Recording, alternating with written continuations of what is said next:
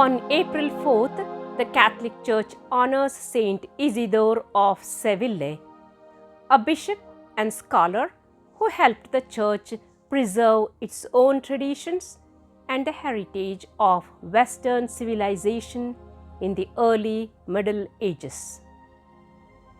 In 653, less than 2 decades after his death, a council of bishops in Spain acclaimed Saint Isidore as an illustrious teacher of our time and the glory of the Catholic Church. He is regarded as being among the last of the early Church Fathers who combined Christian faith and classical education. Isidore was born in Cartagena, Spain, in approximately 560.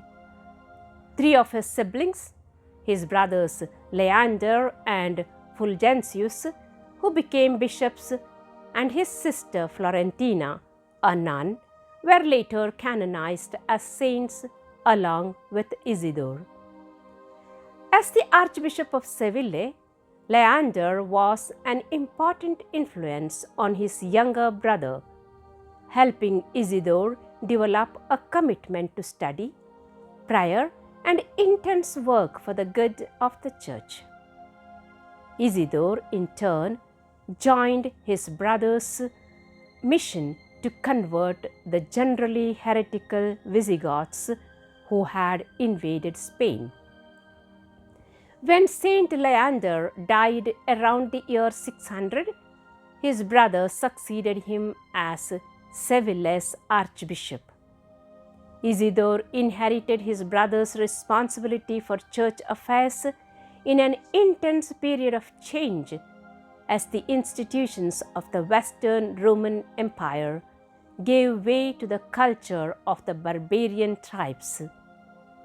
For the good of the Church and civilization, Isidore was determined to preserve the wisdom and knowledge of the past, maintaining the fruitful synthesis of classical Roman culture and Christian faith.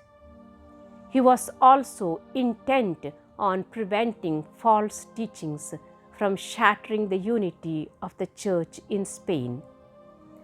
Responsible above all for the good of the Church, Isidore also sought the common good by encouraging study and development in areas such as law, medicine, foreign languages, and philosophy.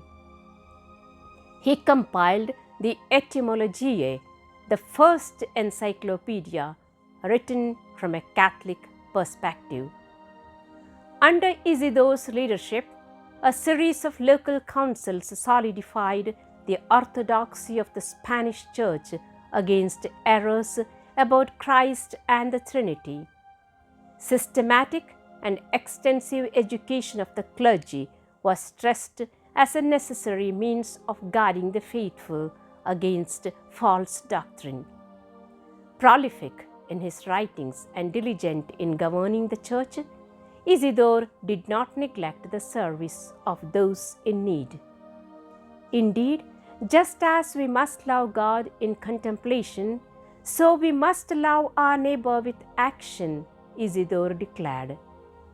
It is therefore impossible to live without the presence of both the one and the other form of life, nor can we live without experiencing both the one and the other.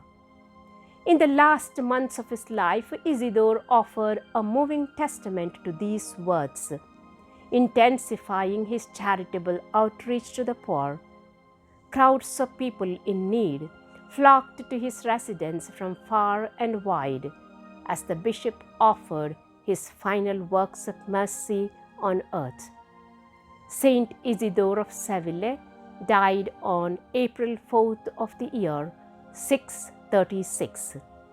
Later named a doctor of the Church, he was more recently proposed as a patron saint of internet users because of his determination to use the world's accumulated knowledge for the service of God's glory.